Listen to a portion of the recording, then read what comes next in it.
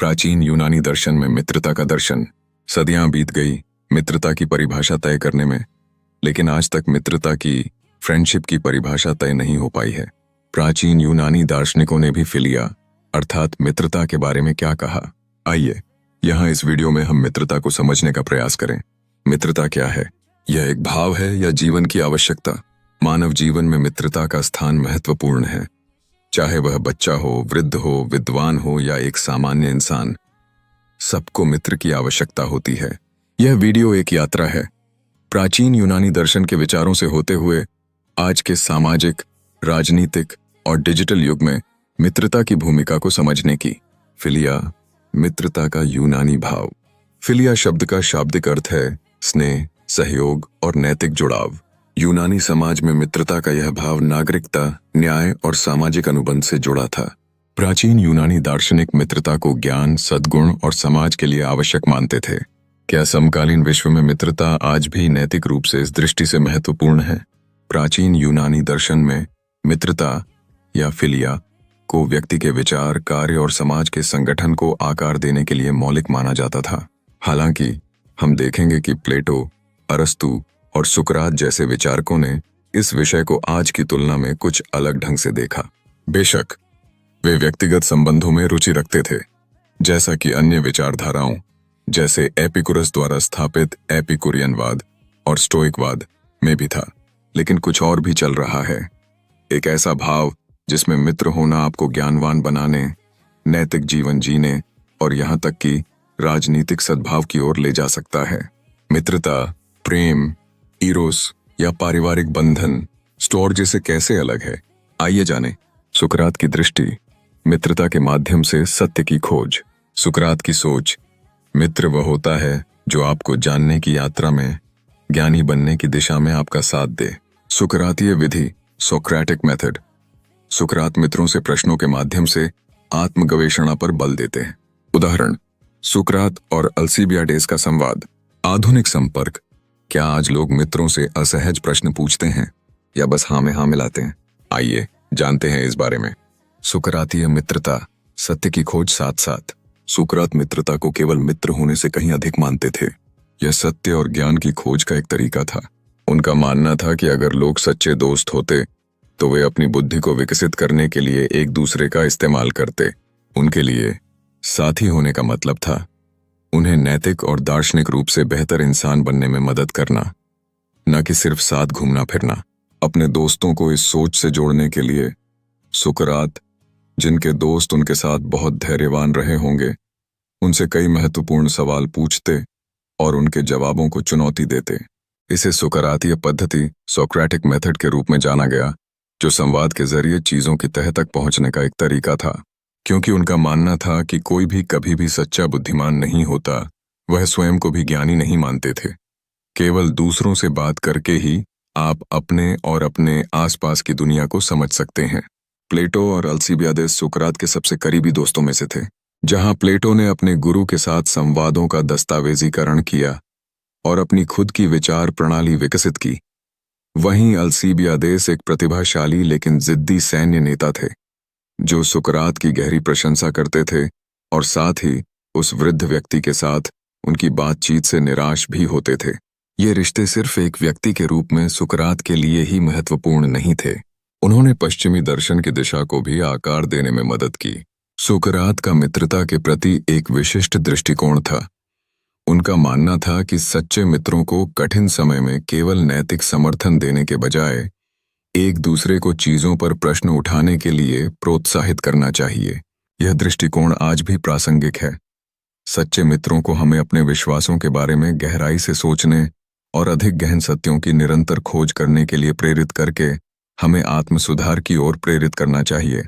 प्लेटो की संकल्पना, आत्मा का उत्थान, दोस्ती और प्रेम के बीच की सीमाएं, सिंपोजियम और लिसिस संवादों की चर्चा, सीढ़ी सिद्धांत, शारीरिक आकर्षण से आध्यात्मिक सुंदरता की ओर यात्रा।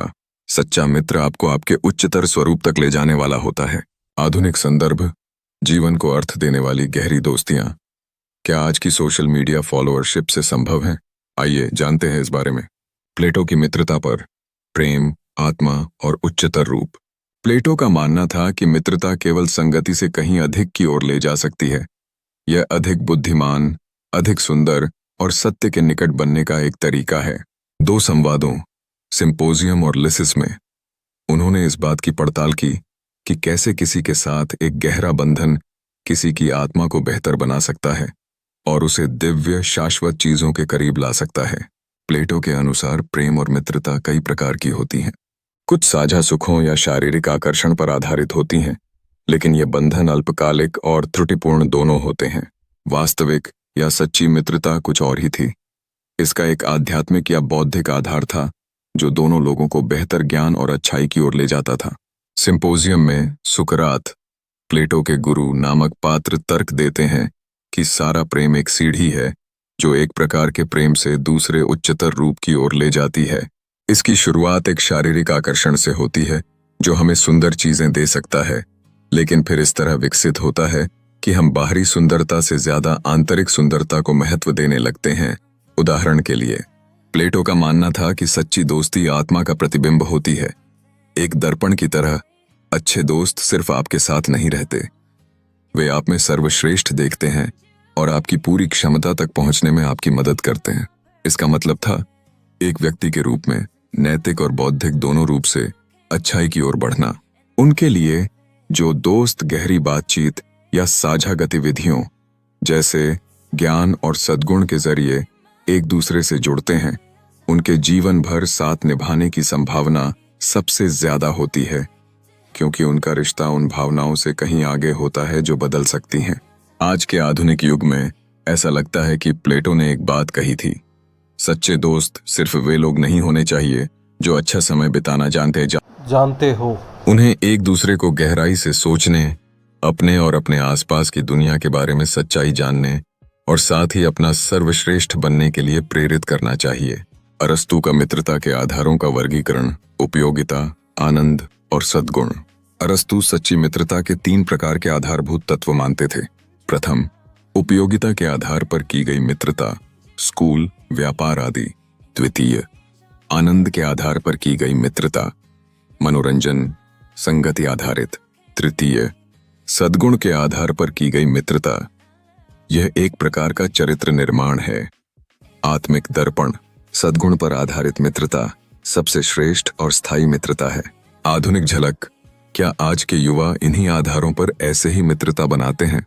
आइए जानते हैं इस बारे में।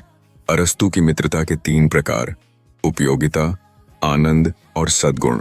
अरस्तु का मानना था कि सुखी और संपूर्ण जीवन के लिए मित्रता आवश्यक है, और वह भी किसी भी प्रकार की मित्रता के लिए नहीं।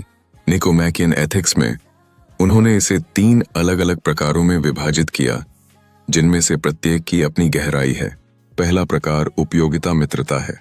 यह तब होता है जब 2 लोग मित्र होते हैं क्योंकि दोनों को इस रिश्ते से लाभ होता है।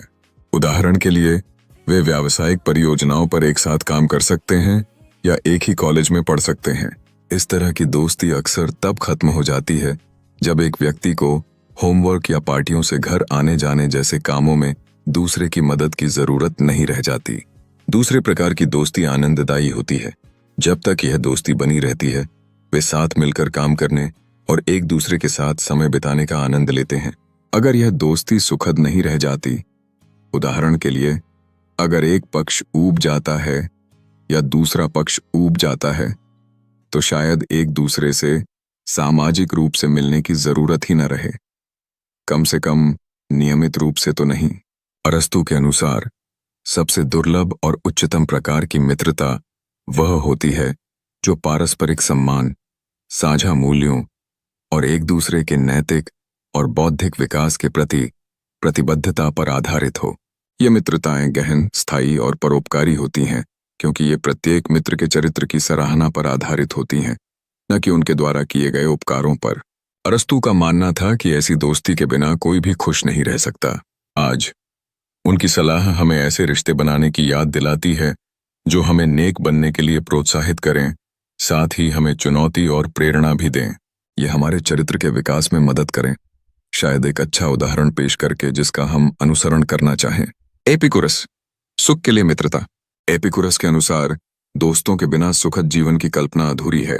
एपिकुरस द गार्डन स्कूल में मित्रों के साथ साझा जीवन जीने पर जोर देते हैं। आध्यात्मिक लेकिन एकदम सरल जीवन। इस प्रकार एपिकुरस के अनुसार मित्रता, सुरक्षा और मन की शांति का योग है। आज के साथ तुलना।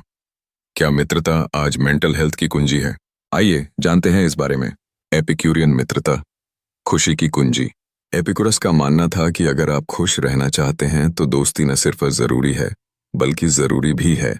जहां दूसरे दार्शनिकों का मानना था कि दोस्तों का होना अच्छा होता है क्योंकि वे आपको बुद्धिमान या गुणी बनने में मदद करते हैं, वहीं एपिकुरस का मानना था कि दोस्तों का होना अपने आप में सुकून देने वाला होता है।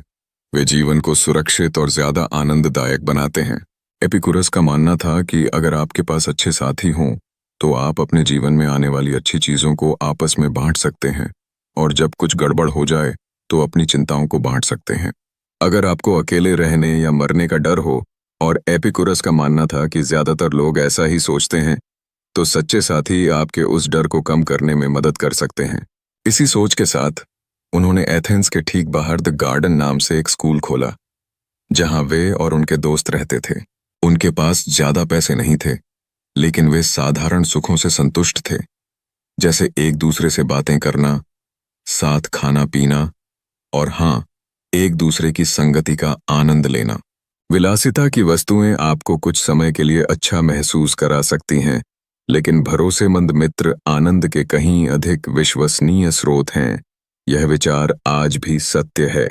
हालांकि यह सोचना जरूरी है कि क्या ये रिश्ते वाकई परोपकारी थे या बस चिंता कम करने और आनंद बढ़ाने का जरिया थे। कुछ लोग दावा करते हैं कि एपिकुरस दोस्ती को एक साधन के रूप में देखते थे, मन की शांति पाने का एक तरीका। दूसरी ओर एपिकुरस के अनुयायी कहते थे कि उनका मानना था कि दोस्त खुद खुशी लाते हैं, वे सिर्फ हमें खुश करने के लिए ही उपयोगी नहीं होते। आज हम में से कई लोग ज्यादातर समय तनाव या अकेलापन या दोनों महसूस करते हैं। यह प्राचीन शिक्षा आज भी प्रासंगिक है। अगर आप एक खुशहाल जिंदगी जीना चाहते हैं तो उसे दोस्तों से भर दीजिए। चीजें हमें खुश नहीं करती, या आमतौर पर नहीं, बल्कि दोस्तों का साथ हमें खुश करता है। स्टोइकवाद, कर्तव्य आधारित मित्रता। स्टोइक दार्शनिकों के अनुसार दोस्ती कोरी भावना नहीं वरन चरित्र और विवेक की कसौटी पर आधारित है। मित्र से भावनात्मक सहारे की अपेक्षा नहीं, प्रेरणा की अपेक्षा होती है। स्टोइक दार्शनिकों ब्रह्मांडिक जुड़ाव, कॉस्मिक किनशिप की संकल्पना देते हैं, जिसका तात्पर्य है सारी मानवता में समानता। आज की सीख, क्या हम दूसरों से नैतिक व्यवहार इसलिए करते हैं क्योंकि वे हमारे मित्र हैं या क्योंकि वे मनुष्य हैं? आइए और जानें स्टोइकवाद के बारे में। स्टोइक मित्रता, कर्तव्य, तर्क और ब्रह्मांडीय बंधन। स्टोइक लोग सेनेका, एपिक्टेटस, मार्कस ऑरेलियस दोस्ती का मतलब किसी को पसंद करना नहीं मानते थे। उनके हिसाब से दोस्ती का मतलब अच्छा होना, अपना कर्तव्य निभाना और सही सोच रखना होता है। स्टोइक लोग परेशान होने पर अच्छा महसूस करने के लिए दोस्त नहीं बनाते थे। उनके सभी दोस्त बुद्धिमान और विवेकशील लोग होते थे जिन्हें वह अच्छी तरह जानते थे। जबकि गैर स्टोइक दार्शनिकों का मानना था कि आपके कुछ करीबी दोस्त होने चाहिए। स्टोइक दार्शनिकों का मानना था कि दोस्ती की उनकी अवधारणा को सभी के लिए लागू किया जा सकता है। उनके लिए किसी का दोस्त होने का मतलब था उस व्यक्ति के साथ ठीक वैसा ही व्यवहार करना जैसा आप किसी अन्य समझदार इंसान या किसी अन्य विवेकशील प्राणी के साथ करते हैं, चाहे आप उसे जानते हो या नहीं। रोमन सम्राट मार्कस ऑरेलियस, जिन्होंने स्टोइक धर्म के कई प्रसिद्ध विचारों को लिखा था, ने लिखा था कि हम सब एक बड़े परिवार का हिस्सा हैं। ऐसा इसीलिए था क्योंकि उनका मानना था कि दुनिया की हर चीज तर्क के एक नियम का पालन करती है, जिसे केवल मनुष्य ही पूरी तरह से समझ सकता है। स्टोइक दोस्ती कुछ हद तक अलगाव भरी लग सकती है। आजकल हमें अपनी भावनाएं जाहिर करने और अपने दोस्तों पर निर्भर रहने के लिए प्रोत्साहित किया जाता है। स्टोइक लोगों के लिए सच्ची दोस्ती का मतलब था एक अच्छे तरीके से अकेले खड़े होना। यह इस बारे में था कि हम रिश्ते में क्या लाते हैं, न कि इस बारे में कि हम उससे क्या हासिल कर सकते हैं। वे यह भी मानते थे कि जब भावनाएं प्रबल होती हैं तो अक्सर तर्क वितर्क की गुंजाइश नहीं रहती, और वे तर्क वितर्क में बहुत रुचि रखते थे। लेकिन क्या इसका मतलब यह है कि वे करीबी दोस्त रखने के खिलाफ थे? नहीं। मूलतः स्टोइकिज्म एक व्यावहारिक दर्शन है जो आज भी उतना ही उपयोगी है जितना प्राचीन ग्रीस और फिर प्राचीन रोम में विकसित होने के समय था।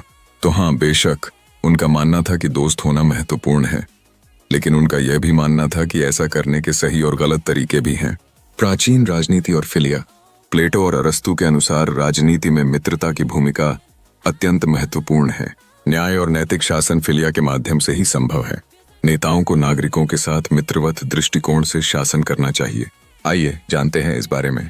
ग्रीक समाज में मित्रता की राजनीतिक और नैतिक भूमिका। प्राचीन ग्रीस में मित्रता का एक व्यक्तिगत और राजनीतिक दोनों ही पहलू थे। अरस्तु और प्लेटो जैसे विचारकों के अनुसार समाज तभी फलता फूलता है जब व्यक्ति एक दूसरे के साथ मजबूत बंधन बनाते हैं। उनका मानना था कि फिलिया मित्रता के कार्य, विश्वास, न्याय और सहयोग जैसे नागरिक गुणों को आधार प्रदान करते हैं, और ये गुण बदले में ऐसे संबंधों के अस्तित्व पर निर्भर करते हैं। अरस्तु का मानना था कि सुशासन मित्रों के बिना संभव नहीं है। दरअसल उनका मानना था कि नेताओं के लिए सिर्फ उपयोगिता या व्यक्तिगत लाभ के बजाय नैतिक अच्छाई और साझा मूल्यों पर आधारित बंधन विकसित करना जरूरी है।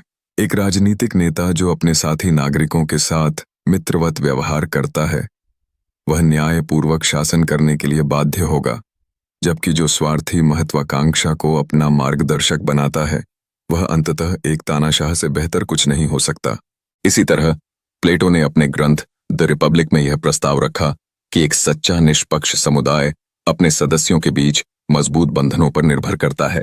उन्हें एक दूसरे की मदद इसलिए करनी चाहिए क्योंकि वे मदद करना चाहते हैं, इसलिए नहीं कि उन्हें मजबूरी में यह करना पड़ता है।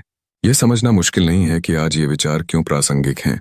आजकल राजनीति अक्सर लोगों को बांटने वाली चीजों जैसे स्वार्थ या सिर्फ सत्ता की चाहत पर इतनी केंद्रित होती है कि नैतिक नेतृत्व या किसी को एकजुट करने की कोई गुंजाइश ही नहीं बचती।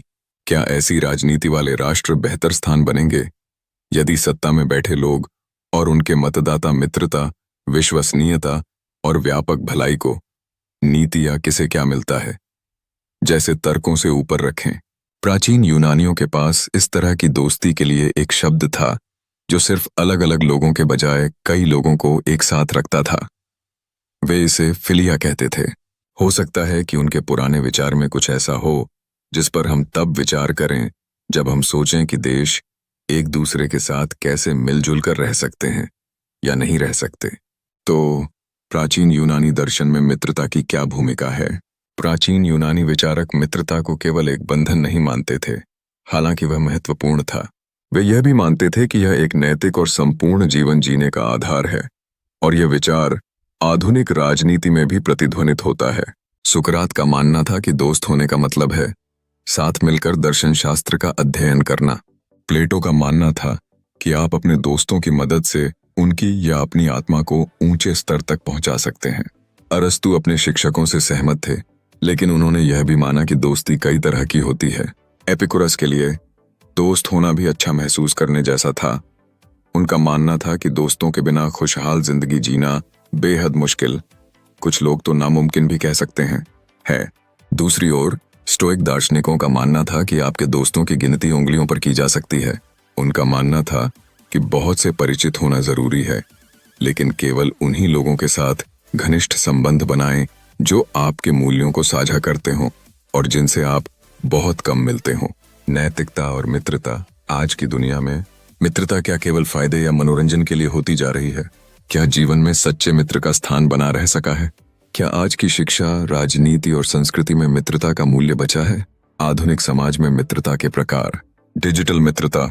व्हाट्सएप या टेलीग्राम ऐप पर उपलब्ध सोशल मीडिया मित्र, गेमिंग मित्र, फेसबुक या ऑर्कुट जैसी ऑनलाइन कम्युनिटी। कॉर्पोरेट मित्रता।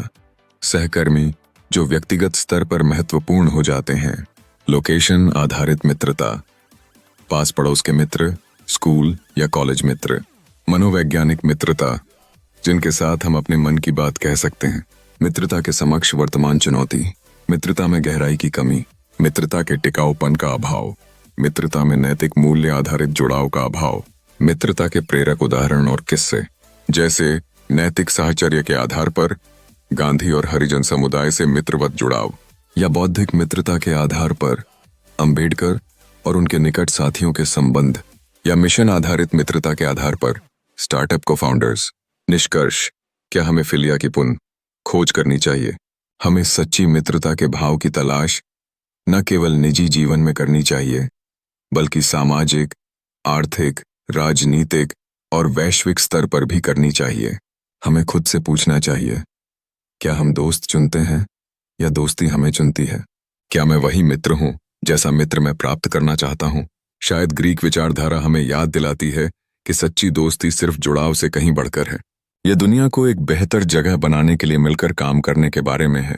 इस प्रकार सच्ची मित्रता वह नहीं जो केवल खुशी दे, बल्कि सच्ची मित्रता वह है जो हमें खुद से मिलवाए, गहराई से सोचने के लिए प्रेरित करे और दुनिया में अच्छाई के लिए खड़ा करे।